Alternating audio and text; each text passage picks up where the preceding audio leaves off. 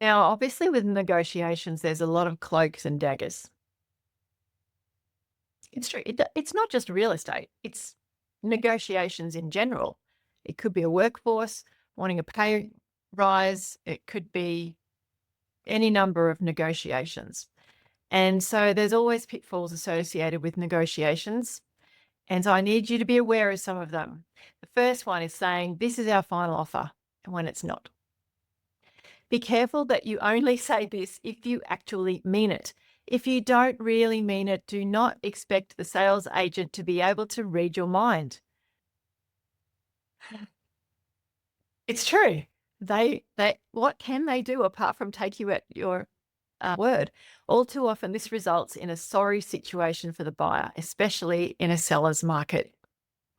Not being flexible enough. Recognizing the current market, buyers or sellers market, and the current demand should influence the way you respond to the sales agent.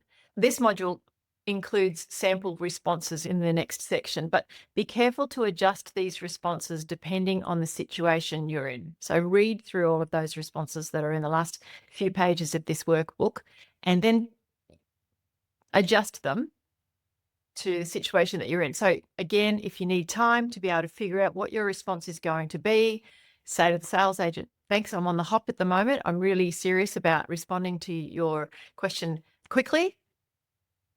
Can we make it work if I call you back in 15 minutes? I'm really just on the hop at the moment. You've caught me. I'm just getting out of the car." And how can they say no? He's like, "Yeah, fine." And just make sure you're clear on what it is that you need to respond to so that you can get back, sit at your desk or sit somewhere and just have a bit of a script ready to be able to say back to the sales agent. Going in too low. Making an offer which is lowball can backfire. It can insult the sales agent, and the sales agent has to take it to the seller, and the seller will get insulted, and the seller may start to dislike you and refuse to negotiate with you after that. Placing too much value on your emotional attachment. Be cautious of being clouded by emotional attachment to the property. This can cloud judgment and lead to hasty acceptance of the seller's first counteroffer. So if you think that there is, maybe you are the only offer, maybe you're the best offer by far. So the seller wants to negotiate with you, and therefore be careful not to just accept their first counteroffer when you could have actually come in under it and been happy to, pay thousands of dollars less because the seller would have accepted that. Not consulting professionals. You really should chat with a buyer's agent, or you do this course and be your own buyer's agent, or you have one of us as your buyer's coach for some solid advice. Make sure to talk to your conveyancer and go through your building and pest inspection reports in detail.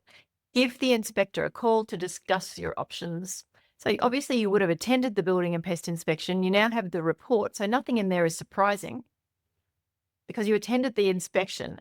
And even if it took them 2 days to get the report to you, you're not surprised by anything in there because you were already talking to the inspector whilst he was inspecting or she was inspecting.